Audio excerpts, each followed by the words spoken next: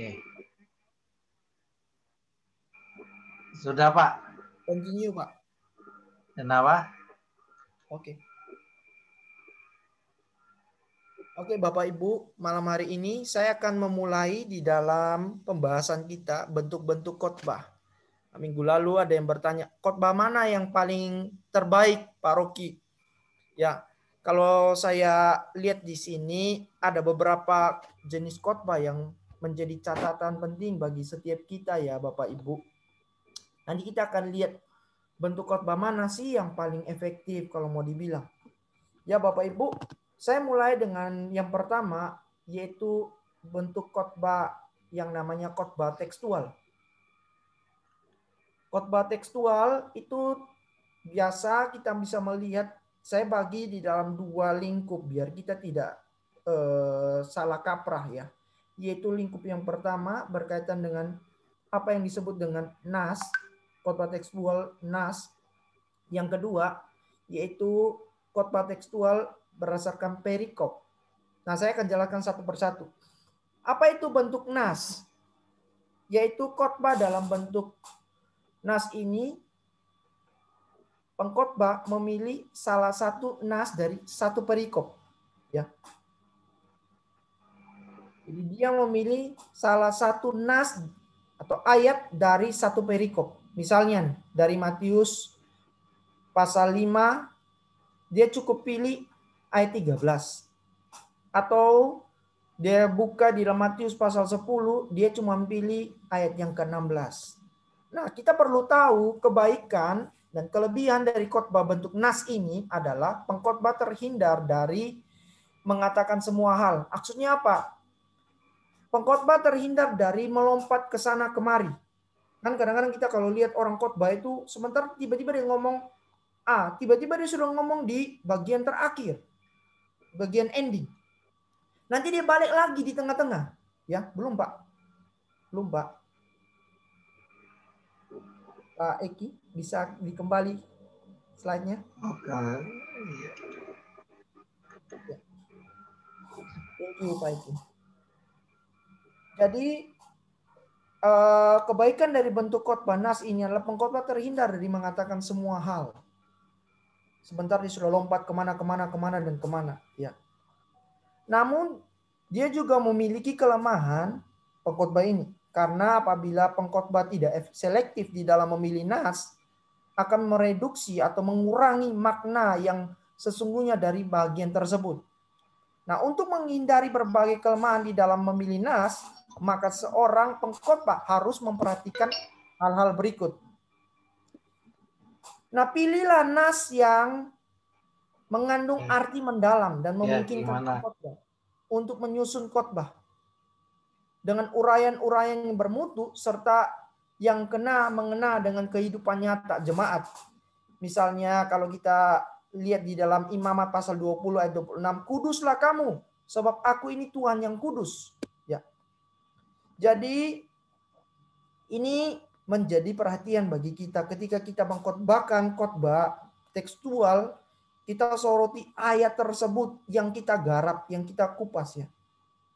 Nah, pengkhotbah yang mengambil dari ciri atau bentuk khotbah nas ini, janganlah nas tersebut dilepaskan dari keadaan penulis atau tujuan penulisan atau lingkungan serta inti cerita secara keseluruhan. Karena itu apabila berkhotbah berdasarkan nas, bukanlah berkhotbah dengan cara merangkai nas yang satu dengan nas yang lain, atau mengutip ayat yang satu, lompat ke ayat yang lain tanpa memperhatikan latar belakang penulis.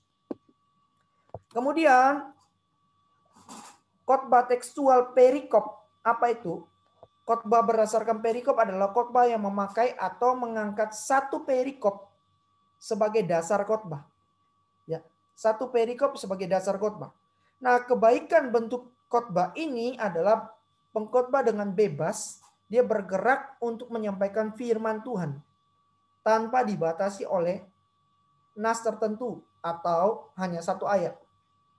Ya.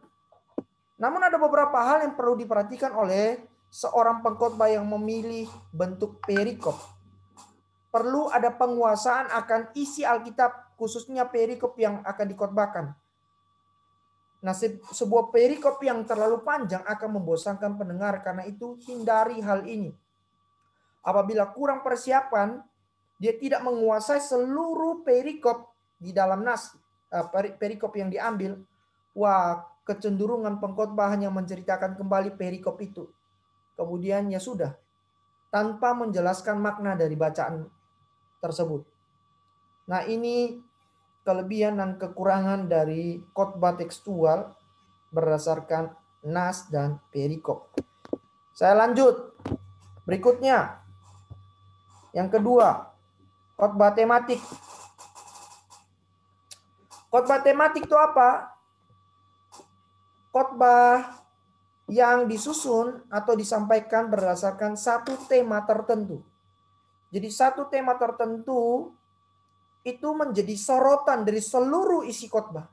Nah, kelebihan bentuk khotbah ini adalah seorang pengkhotbah akan memfokuskan perhatian kepada masalah secara serius, sehingga pendengar dapat memahami dengan lebih baik apa yang disampaikan. Akan tetapi, seorang pengkhotbah di dalam memilih tema perlu dia memperhatikan beberapa hal. Seperti tema harus merupakan rumusan kalimat yang padat, berisi, dan menarik perhatian. Jadi ini menjadi concern pengkhotbah yang baik. Dia memilih khotbah tematik bukan hanya sekedar tema ini kemudian dia khotbah. Tapi dia harus bisa melihat tema itu menjadi sebuah rumusan kalimat yang padat, berisi, dan menarik perhatian. Nah, jika merumuskan tema, pastikan bahwa kita sungguh-sungguh menguasai seluk-beluknya tema tersebut. Ibarat seorang penjual jeruk ya, Bapak Ibu. Kita harus tahu asal-usulnya, terutama rasa jeruk tersebut, sehingga meyakinkan pembeli dan pendengar.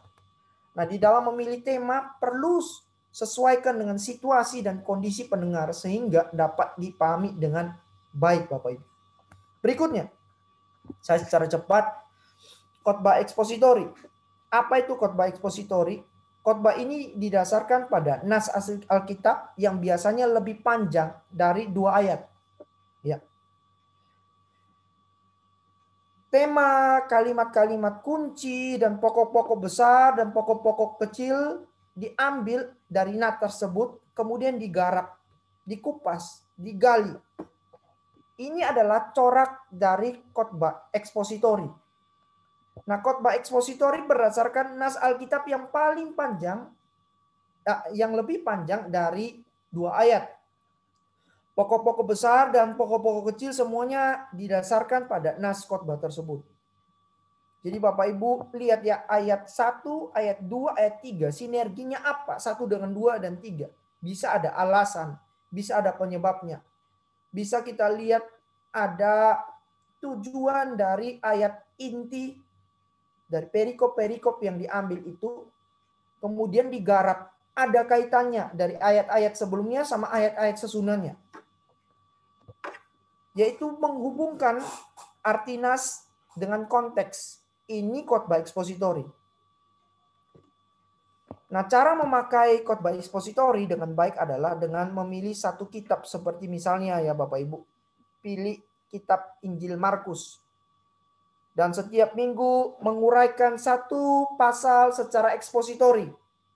Jika kita berkhotbah 2 minggu sekali pada gereja kita, di gereja kita, dan setiap kali menguraikan satu pasal, kita akan menyelesaikan Injil Markus itu dalam waktu 32 minggu, kira-kira begitu. Kemudian kita juga dapat memilih satu kitab lain dan seterusnya, Bapak Ibu. Jadi satu kitab kita pilih, kita garap itu. Ya, kita sampaikan secara sistematis. Kemudian berikutnya, yang keempat adalah khotbah narasi. Nah, kita harus tahu setiap orang suka mendengar cerita, mendengar dongeng. Perhatikan popularitas dari film-film yang mendunia. Perhatikan juga Bapak Ibu popularitas dari novel, majalah seperti People dan drama atau acara komedi. Semua orang suka sekali kan? Narasi adalah genre terbesar dalam Alkitab. Kira-kira mencakup 60% dari seluruh isi Alkitab. Nah, bagaimana teks itu berkomunikasi dengan apa yang dilakukan oleh teks ini? Kita harus memperhatikan beberapa hal di dalam khotbah narasi. Yang pertama, Bapak Ibu bisa perhatikan apa yang namanya plot. Plot itu adalah jiwa. Saya mengutip garis bawahi kata plot itu sebagai jiwa dalam sebuah cerita. Contoh ya, raja meninggal dan kemudian ratu meninggal. Itu bukan sebuah plot, namun merupakan sebuah rentetan peristiwa. Kalau saudara mengatakan begini, raja meninggal dan kemudian ratu meninggal karena kesedihan yang mendalam. Ini adalah sebuah plot karena ia menggambarkan peristiwa-peristiwa yang mempunyai hubungan sebab akibat. Ratu ikut meninggal karena mengalami kesedihan yang mendalam. Nah, plot itu bisa ada contoh yang lain, contoh pribadi versus pribadi. Saudara bisa bercerita berkhotbah dari Daud dan Goliat, itu pribadi versus pribadi. Kemudian plot yang lain saudara bisa ambil dari pribadi versus alam, para murid dengan laut ya di Galilea, ya danau di Galilea. Atau pribadi versus diri sendiri. Yesus dia bergumul di Taman Getsemani. Atau pribadi versus makhluk supranatural. Yakub bergumul dengan seorang malaikat. Atau pribadi versus kolektif. Yesus versus orang-orang Farisi. Nah, selain plot, yang kedua di dalam khotbah narasi itu ada namanya karakter. Bapak Ibu bisa kupas apa yang namanya karakter-karakter di dalam khotbah narasi. Ada dialog, ada aksi. Belum ya Pak? Belum. Pak Iki? Belum poin yang kelima Pak Iki? Halo? Oke. Nah, karakter setiap tokoh itu harus diperhatikan di dalam khotbah narasi. Ada dialog, ada aksi, ada gelar, dan nama seperti contoh Ruth. Ruth itu kita bisa kupas, dia adalah seorang dari keturunan Moab. Ya. Dia bertemu dengan keluarganya Elimelek. Dia akhirnya hidup bersama dengan Naomi dan dia akhirnya menikah dengan Boaz. Nah, kita bisa ungkapkan itu gambaran fisik dan lain sebagainya.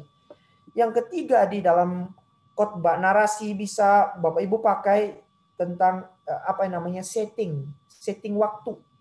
Bapak Ibu bisa lihat setting waktu untuk menghidupkan imajinasi dan lain sebagainya. Ya. Kemudian Bapak Ibu, ini yang terakhir. Bentuk khotbah yang terakhir itu namanya khotbah kristosentris. Khotbah kristosentris adalah khotbah yang memberitakan kekekalan.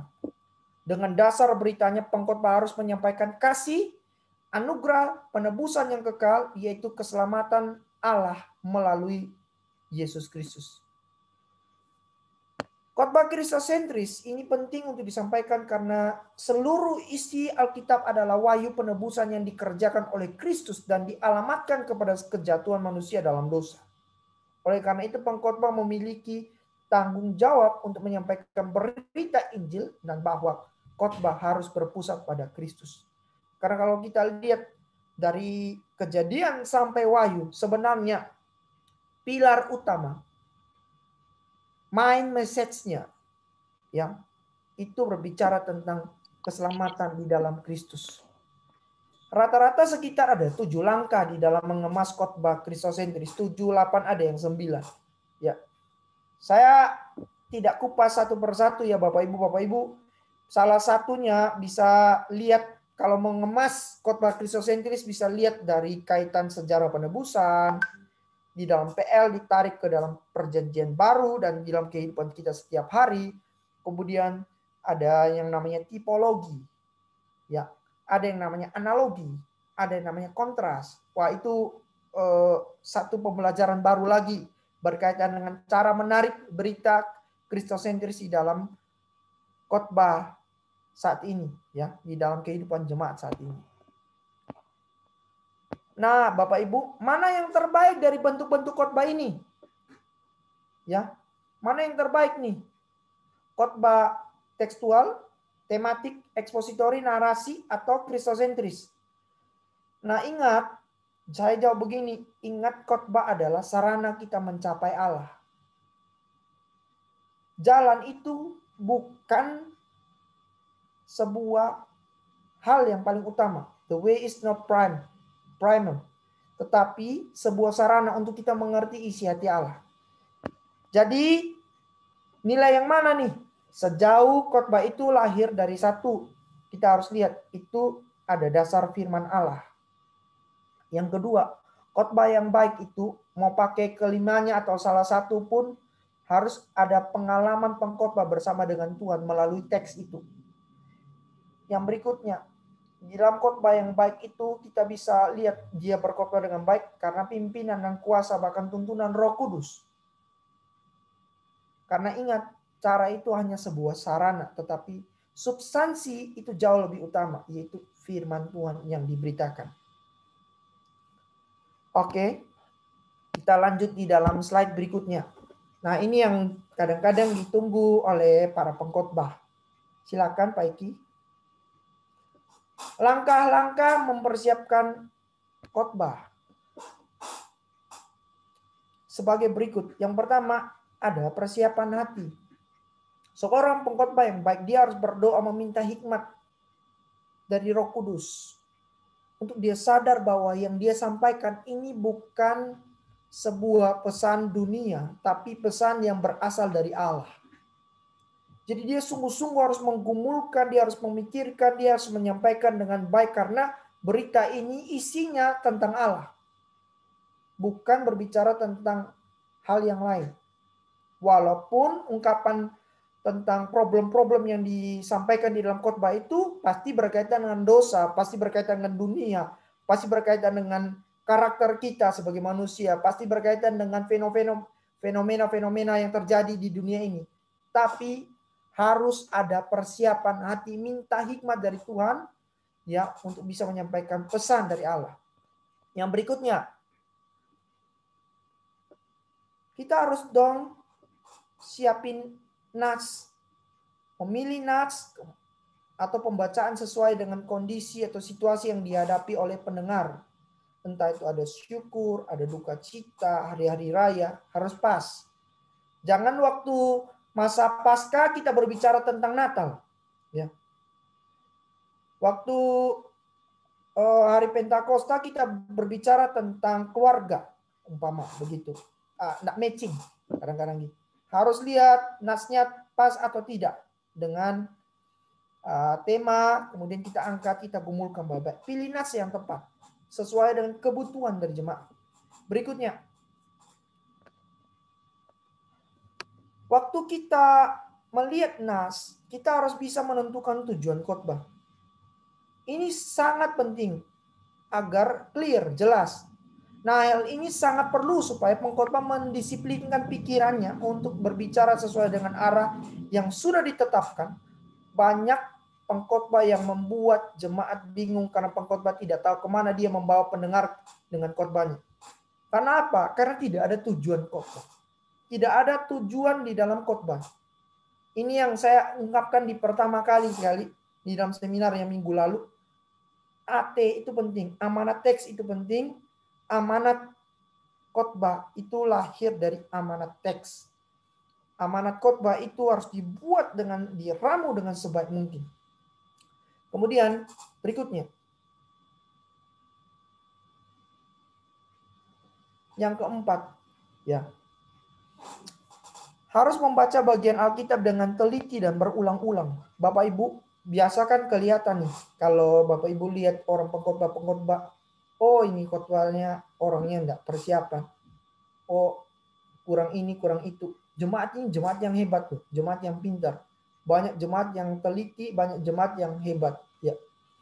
Nah, tujuan kita para pengkhotbah ini harus baca Alkitab berulang-ulang dengan teliti. Ya.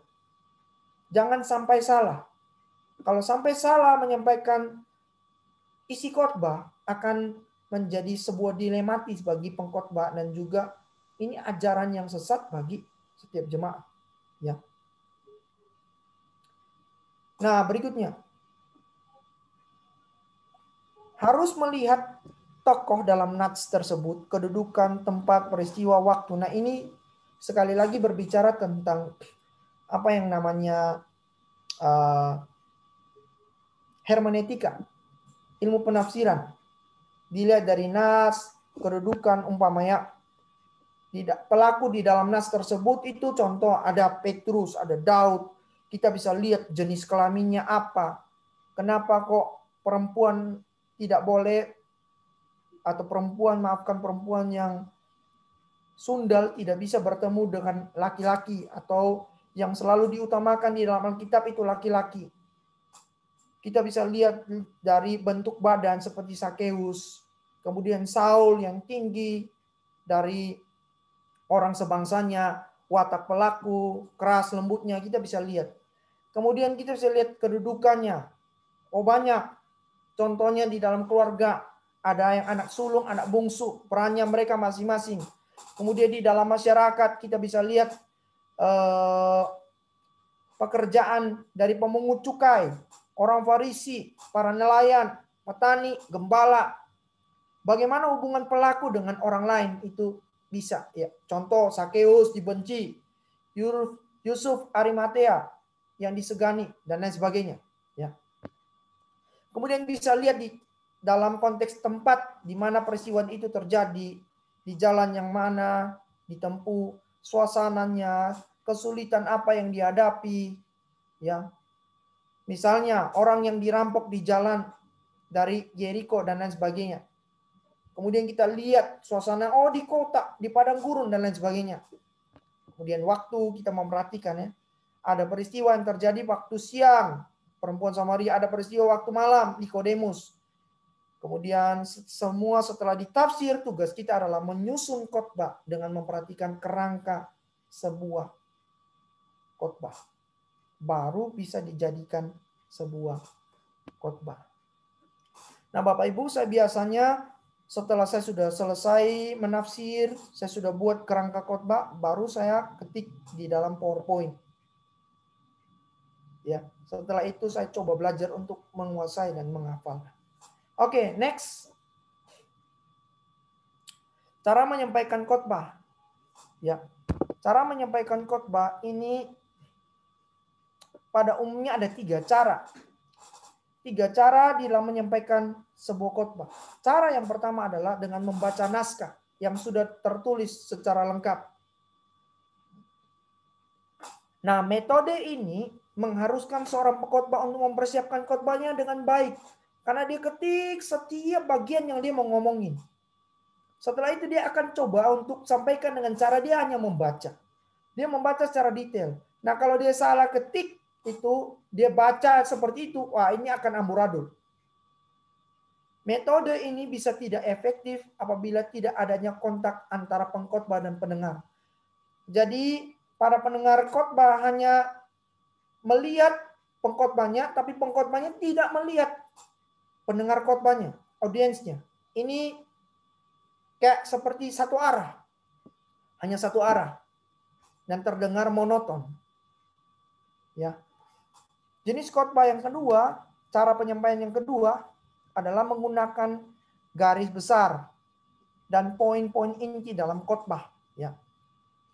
Maksudnya pengkhotbah tidak melupakan pokok pikiran atau khotbah yang akan disampaikan, tetapi juga agar jangan hilang kontak dengan pendengar. Jadi dia menguasai setiap poin-poin dan garis besar. Setiap kali dia melihat slide itu, dia tahu dia akan sampaikan apa. Setiap kali dia melihat tulisan poin tersebut, dia dapat menguraikan dengan sangat baik. Karena dia sudah menulis dengan lengkap, kemudian dia coba belajar untuk meringkas. Setelah dia ringkas, dia kuasai poin demi poin. Jadi waktu dia lihat poin yang A, dia sudah tahu setelah ini dia akan bicara poin B. Poin B isi apa dia sudah tahu, setelah itu dia akan bicara poin C, dia sudah tahu. Nah ini orang-orang yang menyampaikan khotbah dengan, kalau saya mau katakan, cukup efektif di dalam eye contact dengan jemaat ya. Nah, tetapi metode ini bisa jadi tidak efektif apabila kurang persiapan. Karena akan kehilangan kata-kata. Aduh, mau ngomong apa nih? gugup dan lain sebagainya. Ya. Atau takut di depan mimbar, wah payah. Karena kan sudah habis, dia sudah baca poinnya, dia sudah tidak tahu mau jelaskan apa. Nah, cara yang ketiga adalah metode tanpa menggunakan catatan. Atau ini yang bilang, kadang-kadang orang bilang improvisasi. Metode ini sangat baik ya, karena langsung kontak dengan pendengar dan tidak terganggu dengan teks khotbah. Namun kekurangannya apabila kurang persiapan, akan terjadi berbagai pengulangan kata-kata itu terus. Ya. Atau maksud sehingga membosankan pendengar. Dia akan ulang-ulang. Dia tidak gali soalnya. Harusnya kalaupun metode tanpa menggunakan catatan ini, dia siapkan secara lengkap, dia buatkan poin-poinnya di dalam PowerPoint, kemudian dia hafalkan setiap titik komanya. Waktu dia di mimbar, dia benar-benar melepas semua catatan dan dia harus berani. Nah, ini tidak gampang. Ya, Bapak Ibu, tidak gampang. Nah, metode mana yang dipakai? Itu sangat tergantung kepada persiapan pengkhotbah. Bapak Ibu, kalau boleh tahu, suka yang mana nih? Metode yang pertama, kedua, atau ketiga? Halo Bapak Ibu. Kalau Pak Fendi, suka yang mana Pak Fendi?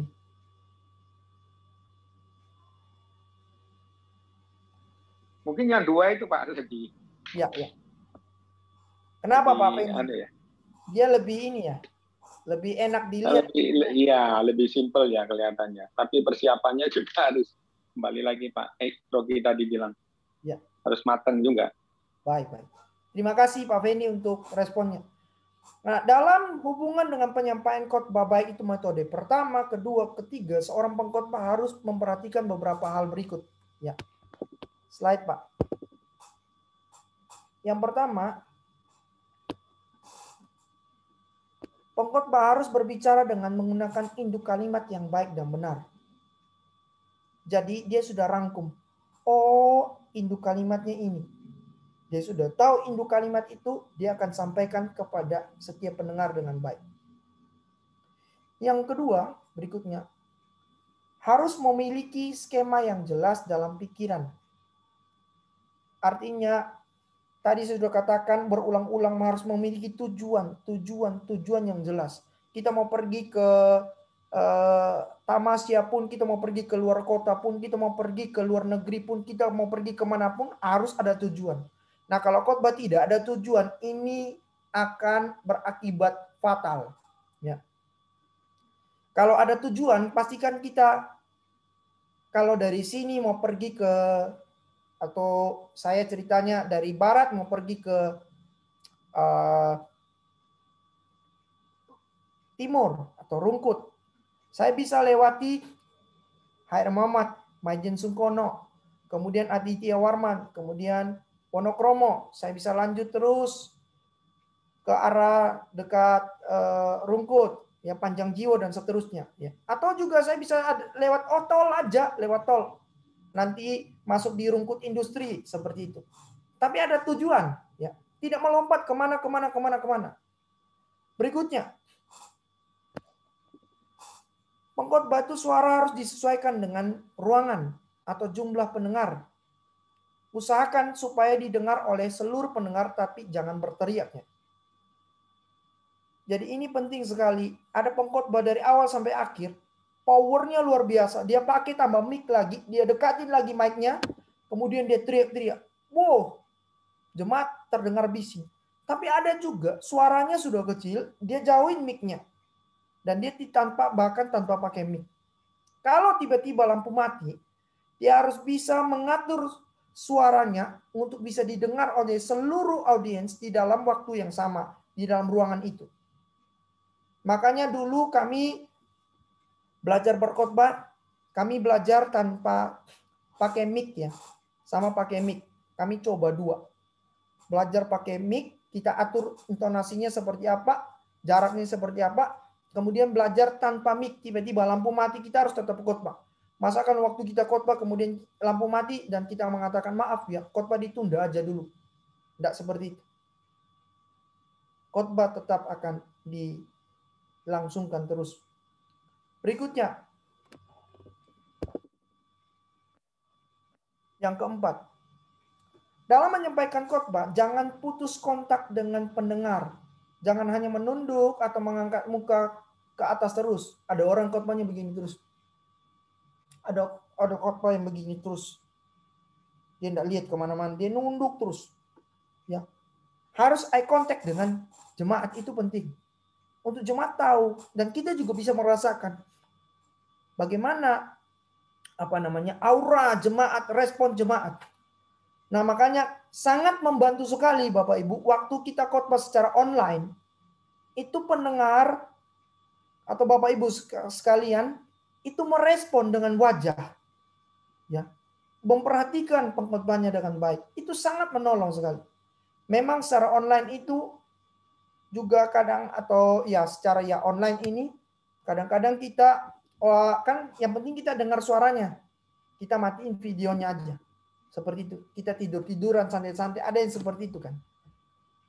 Tapi ini saya katakan sangat menolong Bapak Ibu ketika Bapak Ibu sampaikan khotbah, kemudian jemaat memperhatikan, itu sangat menolong setiap pengkhotbah, hamba Tuhan manapun itu. Ini sangat menjadi catatan penting bagi kita. Ya. Berikutnya, tariklah perhatian pendengar dengan pengantar khotbah yang mengesankan, terutama penampilan pengkhotbah yang meyakinkan, tidak acak-acakan atau semrawut, dan adanya kesan bahwa kita kurang persiapan. Harus kita benar-benar siap ya. Kita harus mantap. Oh, ini aku sudah siap. Kita berdoa Tuhan yang tolong. Ya. Berikutnya, jangan membuat pendengar bosan karena terlalu lama berkhotbah, atau mengecewakan pendengar karena terlalu singkat berkhotbah juga. Secara ideal, sesuai dengan susunan dan bentuk khotbah, maka untuk kebaktian umum, minggu, dan hari raya berkisar antara 15 sampai 30. Itu sudah cukup. Kalau online khotbah cukup maksimal itu 25 menit sudah cukup untuk khotbah ya. Lain cerita untuk seminar. Sedangkan untuk ibadah rumah tangga atau syukur atau penghiburan atau kematian cukup 5 sampai 15 menit. Ya.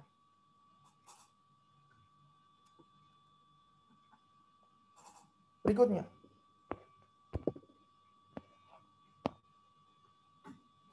Yang paling penting adalah jadikanlah diri kita sebagai khotbah yang hidup dan yang paling tepat untuk dibaca dan dipelajari oleh jemaat atau pendengar.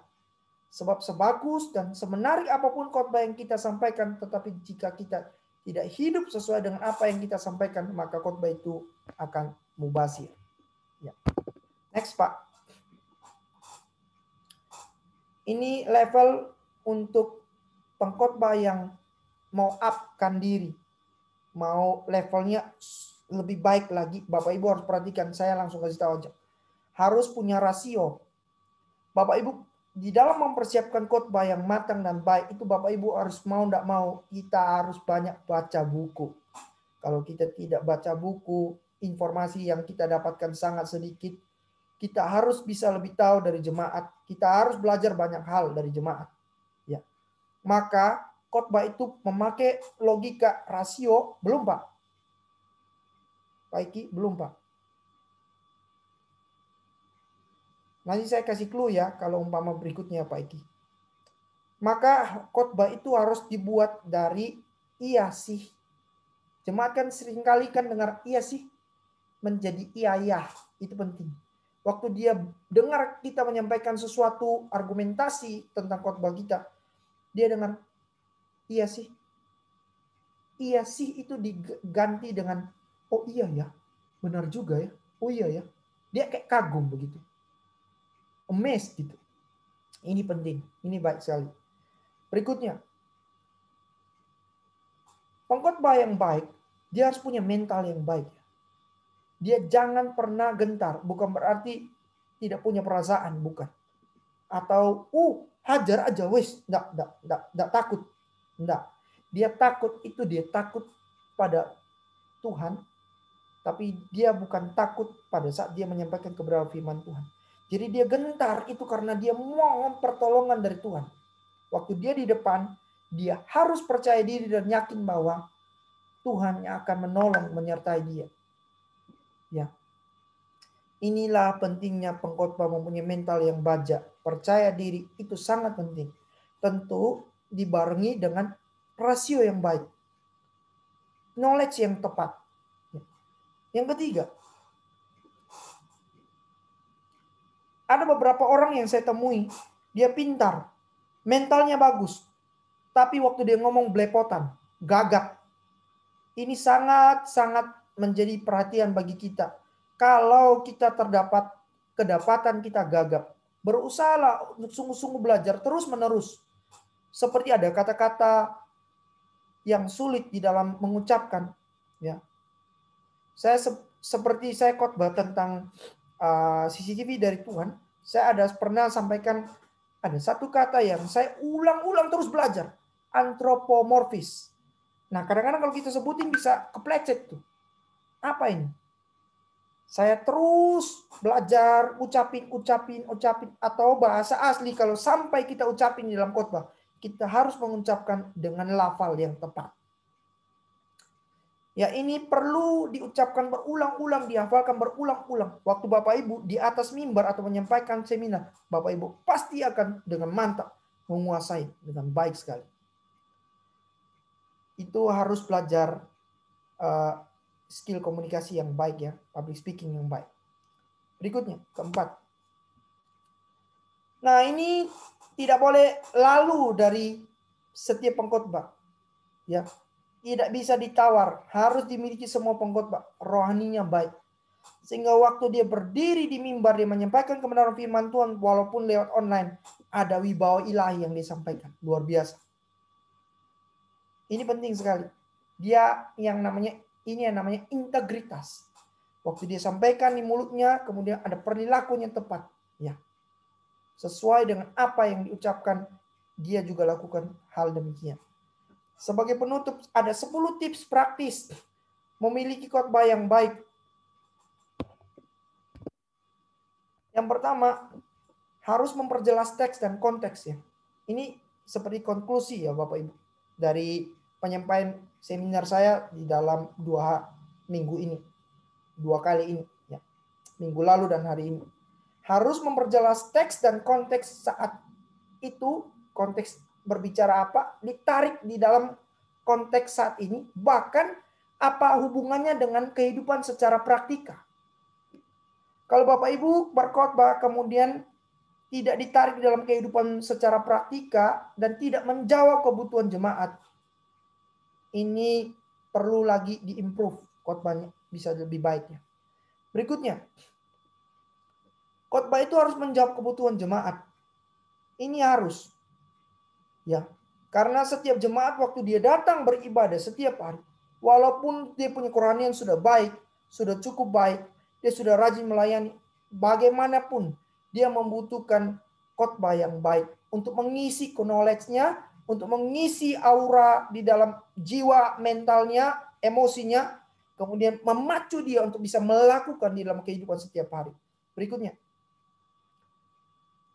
menemukan di bagian mana kelemahan khotbah kita. Ini penting. Saya akan lihat seluruh bagian khotbah saya dan saya harus tahu kira-kira di poin keberapa atau menit keberapa jemaat akan nunduk dan memperhatikan khotbah saya. Saya harus tahu itu. Saya harus teliti itu. Ya. Berikutnya yang keempat ini. Yang keempat, harus memaknai khotbah. Tidak selalu 3 sermon point. Ya. Banyak pengkhotbah. Ada 3, ada 2, ada 4, ada 5. Tidak selalu. Khotbah itu yang penting ada alurnya jelas ya. Ada pendahuluan. Ada isi Alkitab. Ada yang ketiga itu ilustrasi. Yang keempat itu ada aplikasi dan implikasi. Yang kelima itu konklusinya apa. Itu 5 hal yang tidak boleh hilang. Ya. Berikutnya, pengkhotbah yang baik, Bapak Ibu, kalau menggumuli baik-baik, menghafal, menulis kembali setiap poin, Ini jitu pasti luar biasa sampai ini firman Tuhan. Saya tidak perlu berlama-lama di situ. Terus memohon kuasa Tuhan. Jangan sekali-kali menjiplak khotbah orang lain karena akan membuat kita menjadi lemah. Waktu kita dengar, wah si A khotbahnya bagus, aku tak minta teks khotbahmu dong. Nah waktu dia minta teks khotbahnya, kemudian dia khotbah di tempat lain, tidak akan mungkin sama. Pengkhotbah yang melahirkan khotbahnya, dia memasak sendiri, kemudian berkhotbah dari teks yang digali sendiri. Itu beda rasanya dengan orang yang menyampaikan khotbah dari contekan khotbah orang lain. Berbeda. Yang ketujuh, gunakan PowerPoint untuk menyatakan poin dan power khotbah, bukan sebaliknya ya. Ada orang yang sampaikan poin, tapi tidak ada power. Ada juga yang utamakan powernya, ya. Keras suaranya, dia perhatikan ini itu, dia tidak jelaskan poin yang dia sampaikan di dalam PowerPoint itu. Atau dia buat PowerPoint-nya itu semua penuh dengan kata-kata yang dia mau ucapin. Dia tidak menyimpulkan poin-poin penting. Jadi itu sangat menolong jemaat untuk bisa mengingat khotbah kita juga dengan poin-poin yang hadir. Dibanding dengan ratusan kata yang kita munculkan di slide khotbah kita, mereka sudah bingung. Ini apa ini? Apa yang aku dapat nih? Dibanding dengan 1, 2, 3 poin yang kita paparkan di dalam khotbah itu. Berikutnya. Buatlah selalu file kumpulan ilustrasi dan khotbah. Saya selalu buat itu. Jadi khotbah saya dari tahun berapa sampai tahun berapa, setiap tahun saya tulis di situ. Ini file khotbah saya di mana? File khotbah saya di mana? File khotbah saya di mana? Ya, di GBI atau GKI atau GKA atau GKT. Saya sudah buat itu. Ya, di mana. Kemudian temanya apa? Tanggalnya berapa? Kemudian ilustrasi khotbah saya kumpulkan jadi satu file. Jadi waktu kita mau lihat, oh ini sudah tahu nih. Ini ilustrasinya ini. Dan juga tidak mengulang ilustrasi yang kita sudah pernah khotbah kepada jemaat yang sama. Ya. Berikutnya. Ingat, khotbah bukan seminar atau ceramah dan mengajar dalam sebuah kelas. Ada orang yang berkhotbah itu dia kayak ngajar dalam kelas. Dia ngomong semua pengetahuannya dia, ya kayak ngajar. Kemudian ada juga yang kayak ceramah, gitu. Lama sekali. Ya, khotbah itu ada alurnya, ada susunan struktur khotbahnya. Ya, harus bedakan antara seminar, ceramah, mengajar, dan khotbah. 10, yang terakhir. Ini sangat penting ya. Kita harus rendah hati. Kita harus percaya diri. Percaya bahwa Tuhan akan memimpin pelayanan kita. Oke, sampai sejauh ini penyampaian saya dari 2 minggu tentang bagaimana mempersiapkan khotbah yang luar biasa. Ya. Oke, saya kembalikan kepada Pak Eki. Ya, terima kasih Pak Rocky untuk pemaparannya pada malam hari ini. Nah, 2 minggu berturut-turut kita belajar tentang cara berkhotbah. Malam ini kita sudah belajar tentang bentuk-bentuk khotbah. Bentuk-bentuk khotbah itu ada 5. Ada 5 bentuk ya. Khotbah tekstual, khotbah tematik, khotbah ekspositori, khotbah narasi, dan khotbah kristosentris. Kemudian kita juga belajar tadi tentang langkah-langkah dalam mempersiapkan khotbah. Kita juga belajar tadi tentang cara menyampaikan khotbah. Kemudian kita juga mempelajari tadi apa saja yang harus kita perhatikan dalam kita menyampaikan khotbah. Dan kemudian kita diberikan ada level-level apa untuk seorang pengkhotbah yang baik. Baiklah secara rasionya, mentalnya, skill komunikasinya, kemudian lebih utama adalah kerohaniannya. Kemudian kita juga sudah diberikan lagi tadi tentang tip, ada 10 tip untuk berkhotbah yang baik. Nah, mungkin dari pelajaran malam hari ini Bapak Ibu yang sudah mendengar, mungkin ada yang mau ditanyakan malam ini, atau mau tanyakan yang minggu lalu juga nggak apa-apa ya Pak Rocky ya. Ya mungkin ada yang mau ditanyakan. Nah, kalau belum ada, saya mau tanya dulu Pak Rocky. Ya. Itu kan tadi dalam bentuk-bentuk khotbah itu ada 5. Nah, dulu saya belajar cuma ada 3. Ya ada 3 itu tekstual, topikal, sekarang tematik ya, topikal dan expository. Nah, yang dua narasi dan kristosentris ini nggak saya pelajari dalam homiletik dulu. Ya. Nah, itu apakah perkembangan atau gimana Pak Rocky? Nah, kemudian dalam expository biasanya itu yang dikhotbahkan itu paragraf, secara paragraf. Tapi ini paragraf kan tadi dimasukkan dalam khotbah tekstual. Nah, padahal saya dulu belajar khotbah tekstual itu yang biasa kita sebut khotbah nas gitu.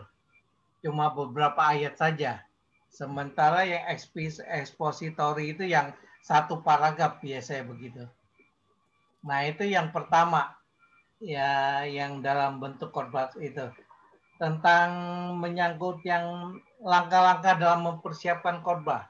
Saya pernah mendengar begini, Pak. Ada seorang hamba Tuhan yang berkata, kita kan dalam ayat Alkitab dikatakan siap atau tidak siap waktunya. Kan dasar begitu ya. Siap atau tidak siap, baik atau tidak baik waktunya, kita harus siap. Makanya dia minimal katanya harus mempersiapkan 5 atau 10 macam khotbah. Supaya kalau sewaktu-waktu diundang, dia sudah ada bahan gitu. Nah, bagaimana dengan persiapannya? Kalau semacam itu, Pak Rocky. Ya, itu saya, Pak Rocky. Baik, Pak. Saya jawab dulu ya. Oh, ya. Baik. Saya langsung aja jawab yang pertanyaan yang kedua. Jadi langkah-langkah itu. Nah, saya lebih memilih seorang yang berkhotbah dengan dia menguasai khotbah tersebut. Jadi saya yakin 10 khotbah yang sudah dipersiapkan itu, dia tentunya menguasai 10 khotbah itu. Harusnya. Jadi pada saat hari tiba-tiba disuruh khotbah begitu, dia harus di dalam kepala, bukan di luar kepala ya. Dia sudah menguasai khotbah itu. Saya lebih setuju dia memakai khotbah yang dia kuasai itu, ketimbang tiba-tiba dia baca teks kemudian dia membuat khotbah tiba-tiba. Saya tidak sangat setuju. Ada juga rekan saya yang waktu dia berdiri di mimbar karena dia harus menggantikan rekan yang lain yang tiba-tiba sakit di dalam hari itu. Dia dengan berani sampaikan bahwa saya tidak mempersiapkan khotbah di dalam teks dari perikop ini. Saya akan menyampaikan khotbah dari hasil perenungan saya. Jadi dia bilang minta waktu sebentar untuk saya keluarkan PowerPoint khotbah saya. Kemudian dia berkhotbah. Karena itu lahir dari pergumulan dia dalam meramu khotbah, mempersiapkan khotbah. Saya lebih setuju seperti itu, Pak Iki. Kira-kira pertanyaan kedua jawab, Pak. Jadi kalau ambil khotbah tiba-tiba ya ada 10 khotbah, no problem, khotbah yang baru enggak apa-apa. Seharusnya dia sudah persiapkan dong 10 khotbah itu. Pilih salah satu. Setidaknya jangan perlu 10 lah Pak. Nggak mungkin dalam satu hari dia khotbah 10 kali dan tema yang beda kan. Minimal 1. Berarti nggak masalah itu ya Pak Rudi ya? No problem. Asal dia menguasai khotbah itu ya. Yes. Makanya ada satu lagi hal. Paulus itu kan kemanapun dia bertemu dengan siapapun, dia kan sampaikan firman Tuhan. Dia sudah tahu Injil yang disampaikan itulah Injil yang hidup. Tentunya dengan pertolongan Roh Kudus yang menginspirasi dia untuk berbicara. Tapi tentunya dia juga sudah belajar dari teks-teks di dalam Taurat. Makanya dia bisa tahu. Begitu, Pak. Kalau ini kan masalahnya kadang-kadang dia khotbah di gereja A. Kemudian dia undang di gereja B. Tapi yang hadir juga sama. Sementara dia pernah khotbahkan di gereja A. Bahannya itu. Itu bagaimana Pak Robi? Kan jemaatnya kan kadang-kadang jemaat itu kan jemaat keliling. GKA, GKK, Gereja Keliling Kota. Ini kasus khusus ya Pak Eki. Tidak semua jemaat dia keliling-keliling kan. Dan kebetulan pas ketemu dengan pengkhotbah yang sama, khotbahnya sama. Saya sangat menghindari untuk khotbah di jemaat yang sama dengan tema yang sama atau teks yang sama pun itu bisa. Mau nggak mau, amanat teksnya sama, masa mau khotbah tentang teks yang lain? Maksudnya amanat teks yang lain. Nggak mungkin. Atau kurang lebih kalau pengkhotbah itu dia presisi, dia konsisten dengan arti atau makna khotbah itu, makna teks yang diambil itu, perikop itu akan pasti penjabarannya tidak berbeda jauh dengan yang harusnya dikhotbahkan. Jadi umpama saya sama Pak Eki, kita berdua khotbah dari Matius pasal yang ke-13 umpama. Matius pasal 13 kita khotbah ayat 53 sampai 58. Mungkin saja bahasanya berbeda, tapi setidaknya penjabarannya ada main point yang mirip. Bisa seperti itu. Cara masaknya berbeda, rasanya sedikit berbeda. Ya lain koki, lain masakan gitu ya. Betul. Oke, pesannya setidaknya adalah. Iya, masih Pak Rogi. Yang pertama tadi gimana Pak Rogi? Soal bentuk-bentuk khotbah. Itu karena perkembangan atau bagaimana ya? Ya memang sih terakhir gini, khotbah ini dulu kan kita hanya kenal kebanyakan di Indonesia, kita kenal poin A, poin B, poin C. Ini poin sermon. Dan kebanyakan kita kan dulu sekali diajar hanya khotbah tekstual. Khotbah tekstual itu dari nats, kemudian khotbah topikal atau tematik. Kemudian khotbah ekspositori. Ekspositori itu banyak ke arah dia mengeksposisi dari ayat ke ayat, ayat ke ayat, ayat ke ayat. Beruntun nanti minggu depan juga dari itu terus teks yang berikutnya. Jadi tujuannya adalah khotbah ekspositor dia menyelesaikan satu kitab tanpa dia melepas. Dia konsisten benar-benar di dalam khotbah itu, di dalam khotbah ekspositor. Nah, akhir-akhir ini saya kurang tahu ya, di tahun keberapa ini juga memang sudah mulai booming. Ya, saya tidak tahu persis di tahun berapa mulai muncul khotbah narasi, kemudian Christ Center Preaching ini mulai muncul di akhir-akhir ini, ya, mulai muncul, dan ini tentunya lahir dari pergumulan setiap pengkhotbah ya, yang mereka juga tentu pasti ada yang menyetujui konsep mereka, ada yang tidak menyetujui konsep mereka, seperti Bryan Chapell, kemudian Tim Keller, ya, Grossworthy, mereka kan pasti sudah bergumul dengan khotbah kristosentris, ya, dan mereka bisa paparkan dengan baik dan alkitabiah sekali, ya. Nah, khotbah narasi ini banyak juga yang mengadopsi, tapi tidak semua orang memakai khotbah tersebut karena tidak mudah. Jadi kadang-kadang kita khotbah itu kita menceritakan isi khotbah, menceritakan tentang cerita itu. Di dalam teks Alkitab itu berbicara tentang khotbah, berbicara tentang teks narasi, kan sebuah cerita. Tapi belum tentu itu adalah khotbah narasi, Pak. Makanya harus perhatikan tadi yang saya katakan, ada plot, ada setting, ada karakter. Sejauh pengkhotbah tidak mengekspos plot itu, setting itu, karakter itu, waktu itu tidak menjadi sebuah khotbah narasi. Ini bisa satu sesi lagi, Pak, kalau bahas itu. Nah, kalau ini seringkali hamba Tuhan masa sekarang kan lebih banyak dalam berkhotbah itu dia menyampaikan kesaksiannya. Ya. Ayatnya cuma sekadar ayat mendukung aja, tapi isi khotbahnya banyak kesaksian-kesaksian pribadinya. Itu bagaimana Pak Rocky? Itu namanya sharing firman Tuhan. Jadi ini yang biasa disampaikan sebagai eisegesis, dari luar ke dalam, bukan exegesis dari dalam keluar. Dari dalam keluar itu dari dalam Alkitab, maksud dan maknanya apa kita tarik baru kita sampaikan. Jadi kita sebagai pengkhotbah yang mengikuti alur mainnya Allah. Tuhan itu yang tadi yang seminar yang minggu lalu, ya. Tuhan yang pertama kali melahirkan firman Tuhan, karena dia adalah firman itu, kita harus ikuti alur main maksud dari Tuhan. Jadi pengkhotbah hanya penyambung lidah Allah, bukan yang menciptakan firman Allah itu. Jadi kita menyampaikan itu berdasarkan firman Allah, bukan berdasarkan pengalaman kita. Kalau ilustrasi berdasarkan pengalaman untuk ada kaitannya untuk menarik benang merah supaya jemaat bisa mengerti. Oh, baik sekali, jelas.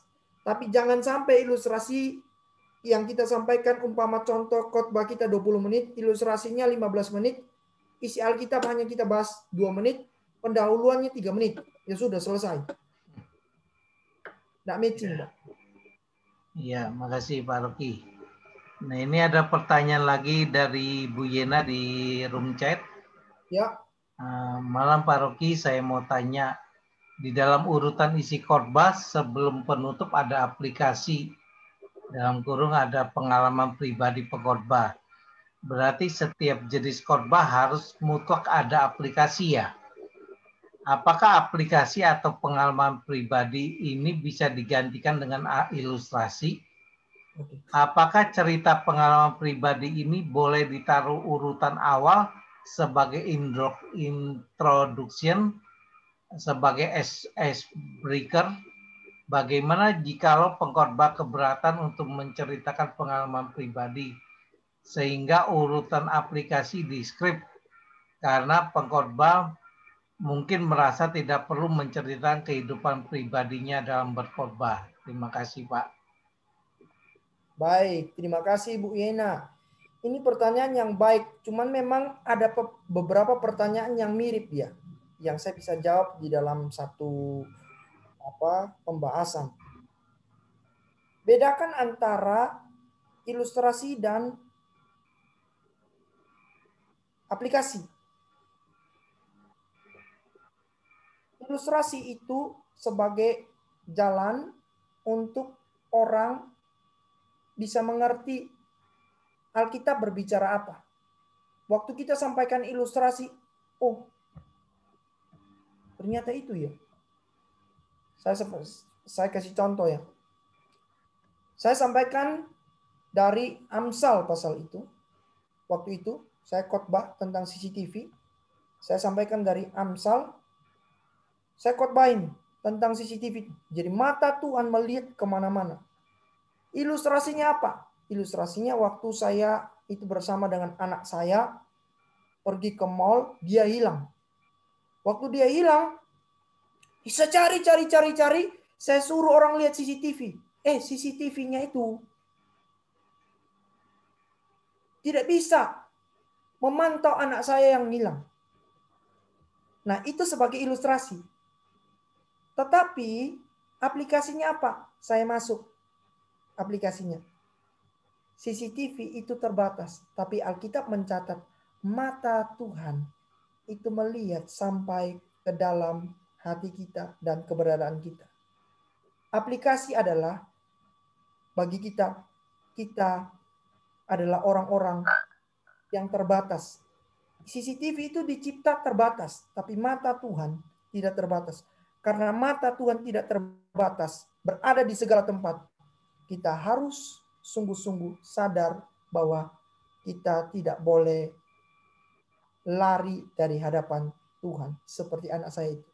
Jadi ada alur, Bu, antara Alkitab bicara apa, ilustrasi bicara apa, aplikasinya itu bukan berbicara tentang pengalaman kita pribadi, tapi pengalaman pun bisa dipakai di awal introduksi, bahkan di ilustrasi ending sebelum kita aplikasi. Nah, ini tidak boleh diubah-ubah. Jadi tiba-tiba aplikasi baru ilustrasi, tidak bisa begitu. Selalu alurnya adalah firman Tuhan, ilustrasi mendukung akan firman Tuhan itu, kemudian ditarik ke aplikasi. Apa sih yang kita harus lakukan? What must we do? Apa yang kita harus lakukan? Komitmen apa? Umpama ilustrasinya, saya lihat itu ada seorang yang tiap hari kerjanya dia pukul suaminya, dia pukul istrinya. Ya, aplikasinya bagi kita sebagai anak-anak Tuhan, firman Tuhan mengajarkan kita untuk lebih sabar terhadap orang lain. Ya, kita mengasihi. Tapi dia cerewet sekali. Sabar, ya. Kita harus mengerti kenapa Tuhan izinkan sang istri itu yang cerewet itu ada di samping kita. Justru mungkin saja di dalam celemotannya beliau, kecerewetannya beliau, justru kita diingatkan oleh Tuhan untuk lebih berhati-hati. Nah, itu aplikasi kan, Bu? Seperti itu. Nah, kalau introduksi di awal sekali sama di ending, jadi ending konklusi itu menjawab introduksi pertanyaan. Introduksi boleh, sebuah ice breaking berkaitan dengan pengalaman kita, tapi singkat aja, Bu. Itu berkaitan dengan tema atau enggak? Kalau enggak ya enggak boleh. Kadang-kadang sudah langsung tiba-tiba ilustrasi panjang lebar. Jadi pendahuluannya panjang sekali. Ini bukan pendahuluan. Ya kira-kira begitu. Apakah ada pertanyaan yang saya belum jawab dari Bu Yena ya? Mungkin bisa langsung Bu Yena. Kalau misalnya mau nanya lagi. Ya. Cukup Pak, sementara. Oke, makasih. Oke. Mungkin Bapak Ibu yang lain bisa di chat atau mau ngomong langsung. Silakan di unmute. Ini ditanya, apakah jenis khotbah harus mutlak ada aplikasi? Yes, of course, Bu. Kadang-kadang banyak pengkhotbah yang tadi saya bilang, dia ngajar aja. Jadi dia keluar bahasa asli, dia ngajar ini. Oh, konsep teologinya gini. Menurut pakar teologi ini, begini.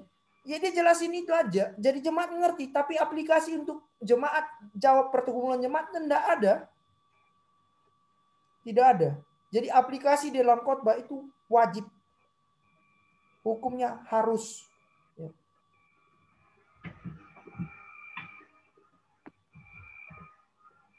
Ya, gimana Bu? Sudah puas jawabannya Pak Rocky? Jelas sekali Pak. Jelas sekali, oke. Makasih Bu. Ya, mungkin Bapak Ibu yang lain. Silakan. Bisa langsung. Pak Rocky. Ya. Pak, itu kan ada kata sermon itu Pak, asing bagi saya. Apa maksudnya itu Pak? Sermon itu khotbah. Bahasa apa itu Pak? Sermon itu Inggris Bu, Pak. Sermon itu Injil, ya, khotbah, Pak. Khotbah di bukit itu Pak. Sermon itu khotbah. Ya. Kalau preach itu apa? Silakan. Preach itu berbicara. Preach itu khotbah. Ya, sama Pak. Sorry. Sama Pak. Sama Pak. Maknanya sama. Maknanya sama. Maknanya sama, katanya beda.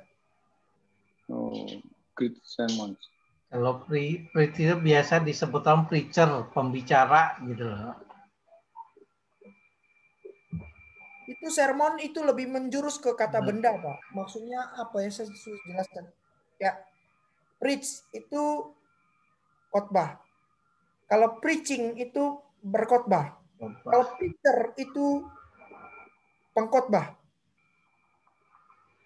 Tapi kalau sermon itu hanya satu kata benda yang menyampaikan bahwa ya khotbah.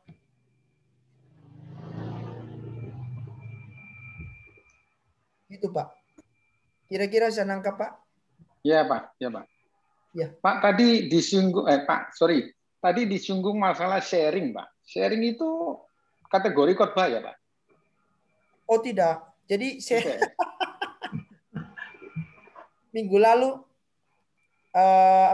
minggu lalu saya sempat ditanyakan oleh Pak Tim ya kalau nggak salah. Kalau khotbah 5 menit bagaimana? Itu saya bilang renungan, Pak. Khotbah minimal itu 15 menit ke atas. Jadi renungan itu kadang-kadang tidak komplit dari 5 poin itu. Pendahuluan, firman Tuhan, ilustrasi, aplikasi, penutup. Gitu, Pak. Jadi poin-poin yang harus tidak boleh diabaikan di dalam khotbah. Itu, Pak.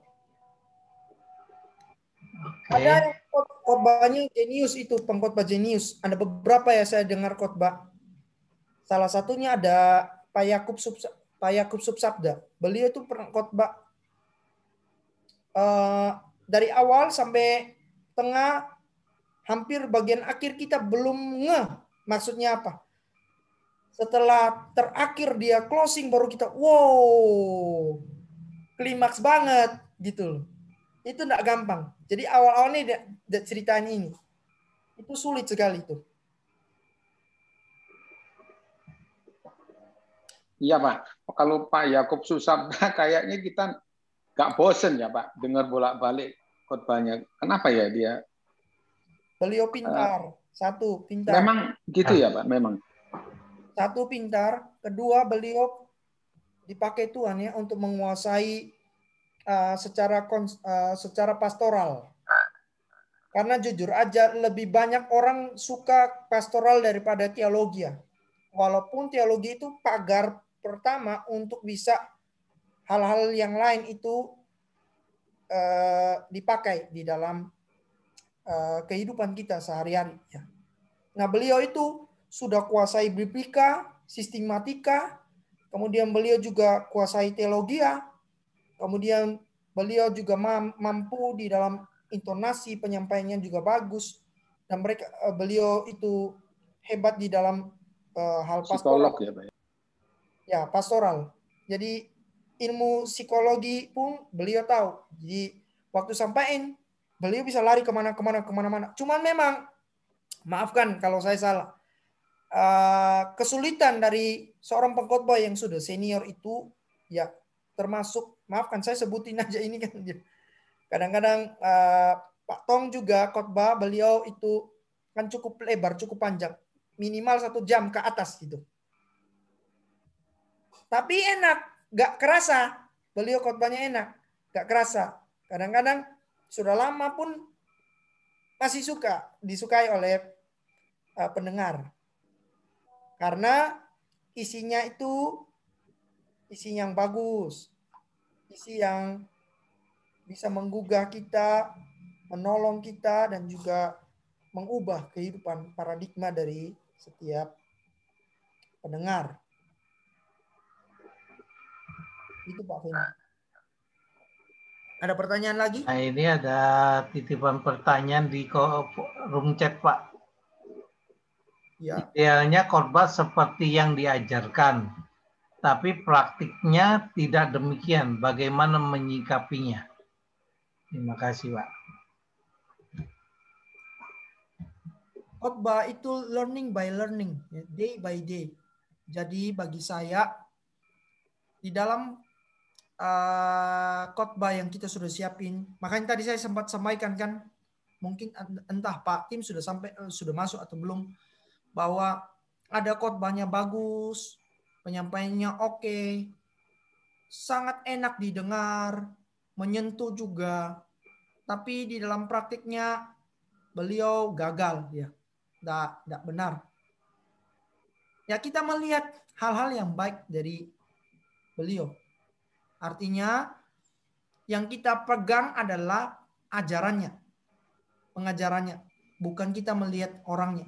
Kadang-kadang kita tuh terpesona dengan melihat, oh si A yang khotbah, si B yang khotbah. Malas deh, khotbahnya jelek. Jadi kita lebih condong kepada pengkhotbahnya, bukan isi khotbahnya. Jadi kalau seandainya hamba Tuhan tersebut di dalam praktiknya tidak demikian, tidak sesuai dengan ajaran di dalam khotbahnya, jangan ikuti setiap tindakannya. Kita lihat firman Tuhan mau bicara apa di dalam hidup kita. bagi saya itu jauh lebih bermanfaat ya. Makanya firman Tuhan mengatakan begini, ujilah dirimu, ujilah ajaranmu.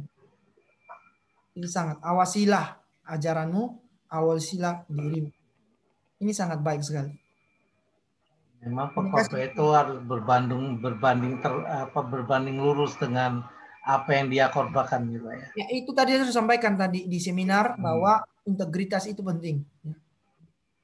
Betul sekali Pak. Ya kita melihat ada yang seringkali pengkhotbah juga jangan lihat yang khotbah tapi lihat Tuhannya, tapi yang khotbahnya enggak karuan. Nah, itu kadang-kadang jadi juga. Ingat khotbah itu, ingat Tuhan itu yang kita khotbahkan itu tidak berubah. Ya. Tapi sikap hati kita bisa berubah, sama penyampaian khotbah itu bisa berubah. Oleh karena itu kita harus sangat hati-hati di dalam proses menyampaikan khotbah kepada jemaat. Karena pertanggungjawaban kita penting sekali dan besar sekali di hadapan Tuhan dan seluruh jemaat. Ya. Mungkin ada Bapak Ibu lagi yang mau bertanya, silakan. Mumpung masih ada waktu 15 menit. Ya, monggo. Atau sudah cukup jelas pelajaran kita malam ini? Ini saya boleh tanya, pertanyaan boleh saya tanya. Apakah yang ikut kelas ini rencana ke depan pengen sekali untuk juga bisa berkhotbah kah? Bukan berarti meringankan beban hamba Tuhan, bukan. Tapi kita memikul sebuah tanggung jawab yang saya pikir bukan gampang. Karena jujur aja saya belajar ilmu berkhotbah ini 1 tahun sampai 2 tahun itu 2 semester. 2 sampai 4 semester. Nggak gampang. Ya. Jadi memang harusnya nanti dibimbing lagi sama Pak Tim cara menyusun khotbah ya. Kemudian cara menafsir. Pasti kan ada kelas yang hermeneutik kalau nggak salah Pak Tim ada sempat sampaikan ke saya. Ya, ada yang lain lagi? Ya Pak Rogi, ya, kalau dilihat dari paparan 2 kali ini Pak, kalau menjadi putus-putus Pak. Kayaknya Pak. Ulang-ulang. Dengan keterbatasan kita jauh kayaknya Pak. Tapi ya bagaimanapun kita ingin belajar ya Pak ya.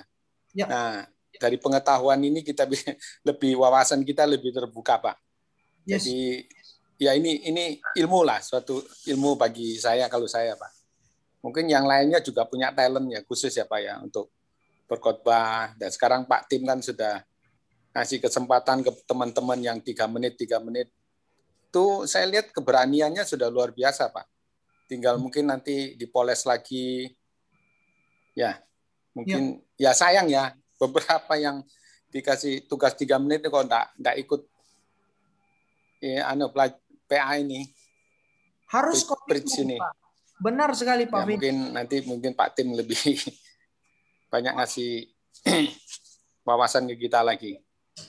Jadi gini. Terima kasih Pak. Ya Pak Fendi. Jadi gini, kita aja yang tiap hari baca Alkitab, belajar Alkitab, ada juga bagian yang kita enggak tahu. Apalagi mau khotbah tiba-tiba, aku yang penting bisa khotbah. Baca Alkitab jarang-jarang. Mau ikut seminar aja enggak mau. Wah, itu susah. Saya enggak ada waktu, enggak bisa. Enggak bisa ada alasan begitu karena kalau kita khotbah itu harus mempersiapkan waktu. Kadang saya tidur sampai jam 2, jam 3, besok jam 6 sudah harus berangkat pergi pelayanan. Ya demi khotbah. Karena kita tanggung jawab. Jadi kalau tidak bayar harga, selamat tinggal. Ya, siap-siap untuk tidak berkhotbah. Kalau siap bayar harga, pasti Tuhan tolong. Karena Tuhan pilih kita yang bodoh kok. Kita yang tidak bisa, Tuhan lengkapi kita. Bukan Tuhan pilih orang-orang yang hebat kok. Lihat Paulus, dia bilang, Apolos yang menyiram, Apolos itu lebih hebat. Apolos itu sangat mahir ngomong. Dia kalau berdiri khotbah luar biasa. Apolos. Tapi justru Tuhan yang memakai Paulus. Dia hampir kurang lebih 12-13 surat dia yang tulis. Lebih terkenal Paulus. Dipakai oleh Tuhan daripada Apolos. Lebih hebat mana ngomong? Lebih hebat Apolos. Tapi dipakai oleh luar biasa oleh Tuhan lebih yang mana? Paulus. Jadi pintar itu Pak Fendi, jangan pikirkan, waduh ini kriterianya yang disampaikan oleh Pak Rocky begini. Oh bisa Pak, bisa Pak. Kita belajar bisa. Pak Tim lagi ada kok bisa, pasti bisa. Yang penting mau belajar sedikit demi sedikit. Buat dulu kerangka khotbah. Kerangka khotbah dari teks ini. Jadi ada pelatihan. Waktu itu kami pelatihan, Pak. Jadi kami ada pelatihan buat khotbah. Habis itu umpama ada 20 orang. Pertemuan minggu pertama 5 orang dulu. Berikutnya 5 orang. Lalu ada kasih masukan. Begitu. Kurang apa, kurang apa, kurang apa. Secara suara bagaimana, intonasi bagaimana, penguasaan bahan bagaimana, pengucapannya bagaimana, ilustrasinya bagaimana, aplikasinya masuk enggak, lalu eksegesisnya bagaimana, penggalian Alkitabnya bagaimana maksudnya. Itu bisa dikasih masukan oleh peserta yang lain. Begitu, Pak. Jadi semua yang mau belajar, semua bisa. Gimana Pak Fendi? Ya Pak. Oh, sudah jelas. Semangat, semangat. Mungkin yang lain ada yang mau tanya lagi? Kalau tidak ada ya kita tutup pelajar kita pada malam hari ini. Terima kasih banyak Pak Rocky. Mungkin Pak Tim ada sesuatu yang mau disampaikan? Ya, selamat malam semua. Maaf, kamera ini pakai laptop nggak bisa, kita pakai HP. Dari tadi masuk, nggak bisa masuk. Nggak tahu masalahnya di mana ini. Hanya siapa yang tahu gitu ya. Oke, terima kasih Pak Rocky sudah menyampaikan materinya, Pak Eki juga, dan semua peserta. Nah, seperti yang dikatakan Pak Fendi, yang bawakan renungan itu sudah saya undang, bahkan saya japri satu-satu supaya ikut. Ya, tapi ternyata memang yang bersangkutan hatinya yang mungkin belum tergerak atau bagaimana ya. Atau yang kedua sudah merasa bisa khotbah, nah itu ya. Ini susah kalau sudah seperti itu. Ya, sampai hari ini kita masih terus belajar, saudara. Ya, terus dikembangkan. Nah, dengan cara apa ya? Dipraktekkan. Gitu ya. Sekali lagi bukan meringankan kerjaan hamba Tuhan yang Pak Rocky tadi katakan. Satu sisi memang ringan. Kalau dulu renungan kan saya dengan Pak Bambang gantian. Jadi sebulan 15 kali, Pak Bambang 15 kali kan. Tapi sekarang dari jemaat beberapa ada sekitar 12 yang sampaikan renungan singkat itu. Jadi akhirnya kita 10 hari sekali. Nah, jadi sebulan hanya 3 kali. Betul, secara ini kita ringan. Tapi yang penting kan bukan masalah melayani, menyampaikan renungan sebagai beban kan bukan. Tapi itu satu kehormatan, satu sukacita, dan itu untuk mengupgrade diri supaya lebih ya maksimal kan, lebih melayani Tuhan lebih lagi seperti itu. Bukan hanya mendengar khotbah, tapi justru sekarang menyampaikan khotbah. Malah ada beberapa yang bersyukur, bersukacita karena kan masuk YouTube, ya publik. Nah, jadi semua bisa melihat. Ya, yang nonton sampai 60 kali, 60 orang, 90, nah itu kan luar biasa. Kapan lagi khotbah dilihat 60-90 orang? Yang melalui YouTube ternyata mungkin lebih dari itu. Ya, nah jadi terima kasih saudara sudah bergabung. Ya, semoga bermanfaat dan langsung dipraktekkan ya, saudara ya. Mau diundang khotbah apa tidak, yang penting buat khotbah dulu. Ya, Pak Rocky ya. Jadi siapkan khotbah dulu gitu, supaya nanti kalau diundang sudah siap, seperti baik atau tidak baik waktunya selalu siap. Nah, kan seperti itu. Oke, terima kasih atas kebersamaannya Bapak Ibu Saudara. Kita libur semester ya. Kita sejak bulan apa itu ya? semester yang lalu Desember kita libur, lalu Januari kita start lagi sampai sekarang, kita libur dulu, nah sekitar 1 bulan gitu ya. Kan sama tuh semesteran juga liburnya 1 bulan atau 2 bulan, nanti kita mulai lagi.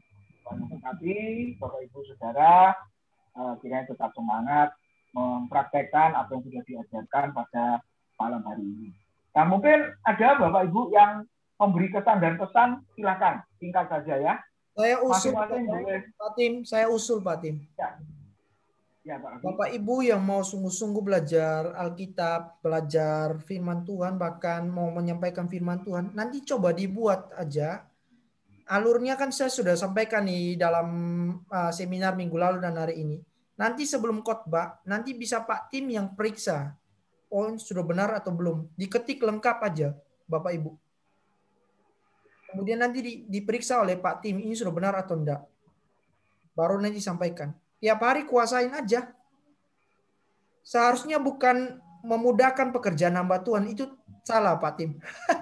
Ini justru kita, nanti kalau Bapak Ibu sudah terbiasa sampaikan firman Tuhan, maafkan, karena kan tidak sekolah teologi ya, langsung seperti kami ini begitu.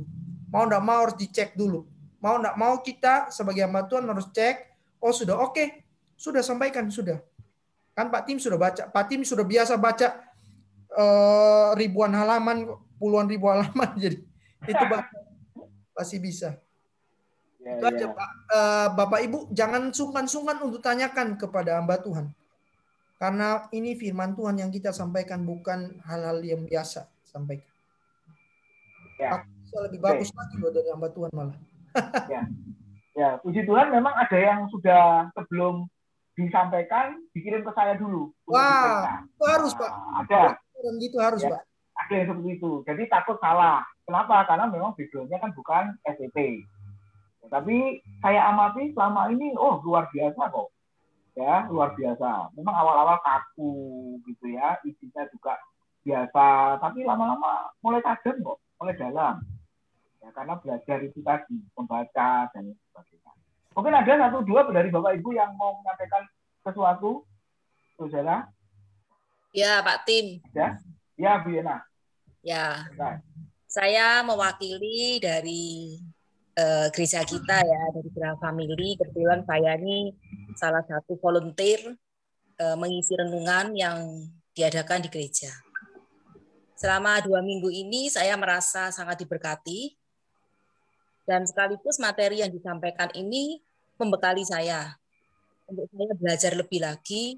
Ternyata selama ini apa yang sudah saya usahakan itu masih jauh dari sempurna.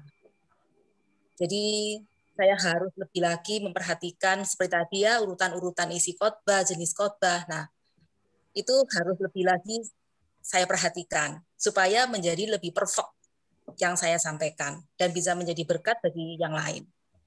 Yang disayangkan ini terlalu singkat bagi saya, harus extend lagi menjadi beberapa sesi lagi, itu kalau bagi saya. Dan yang disayangkan lagi, banyak dari rekan-rekan kami yang tidak bisa ikut itu, nah itu sangat disayangkan sekali gitu loh. Jadi saya sih berharap untuk sesi seperti ini bisa diadakan lagi, mungkin untuk yang akan datang. Seperti itu. Terima kasih Pak Rocky buat ilmu yang sudah dibagikan, dan juga untuk Pak Tim, terima kasih, sangat membekali sekali. Tuhan memberkati. Ya, sama-sama Bu Yena. Nanti kita akan lanjut ya. Kan cara menafsirnya juga belum kan, nanti akan diajarkan. Jadi lengkap nanti. Oke, ada satu lagi silakan. Ada Bu Meta yang jauh dari Tulungagung. Bu Jenny, Bu Lia. Silakan Pak Yusa. Kita masih berapa menit lagi Pak Inggi? Ya. Oh, sedikit lagi Pak. 2 menit. Sambil buka aja videonya, jadi bisa sambil foto. Oh, belum foto ya kayaknya? Belum. Ada Pak Yusa, Bu Lia, Bu Meta. Saya beri waktu singkat. Ada? Mau tanya Pak Rocky nih Pak. Pak Rocky, mau tanya aja. Kapan ngisi di Bara Ministry Pak? Kan semua alumni kan masuk saya lihat. Ini Pak Rocky dapat giliran nggak Pak? Saya nggak tahu. Kapan itu apa? Pak Tim yang tahu. Yang Bara Ministry itu Pak, dari saat itu Pak. Bara Ministry. Oh alah. Bara Digital Ministry itu. Beberapa kali waktu nggak nutut Pak, jadi saya nggak ikut. Oh, tapi pernah diundang ya Pak ya? Saya untuk ngisi. Saya dihubungin, tapi saya belum bisa Pak. Yang di kan, Bara Ministry kan? Ya, Digital Ministry itu Bara. Saya lihat itu tiap hari bagus juga itu Pak itu. Itu ya. Termasuk khotbah nggak Pak ya? Itu kayak sharing juga, tapi ya. Ada doktrinnya juga. Itu ada yang khotbah, ada yang itu lebih, kalau saya lihat lebih arah ke seminar begitu, webinar. Ya, webinar, betul. Ya. Karena juga ada sesi tanya jawab kan? Ya. Ya baguslah itu Pak. Iya Pak. Nggak ringan-ringan kan, nggak terlalu mendalam kan.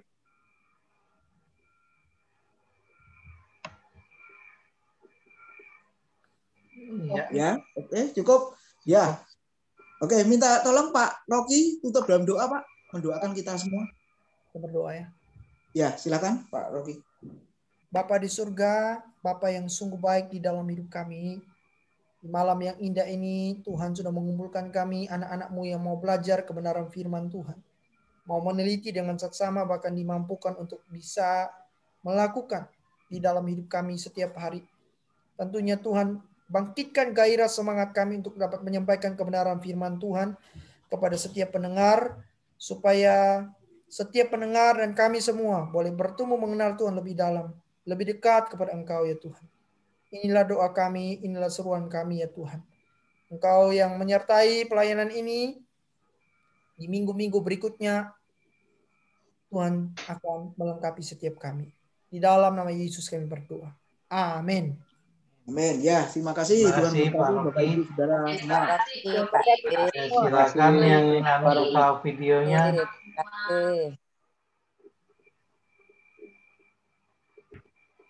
Terima kasih Pak Eki. Ya. Pak Rocky, Pak Tim. Ya, Bu. Sama-sama Bu. Benar. Pak Rocky, Pak, kalau sama Pak Beni masih apa Pak? Pak Beni Solihin kah? Ya, masih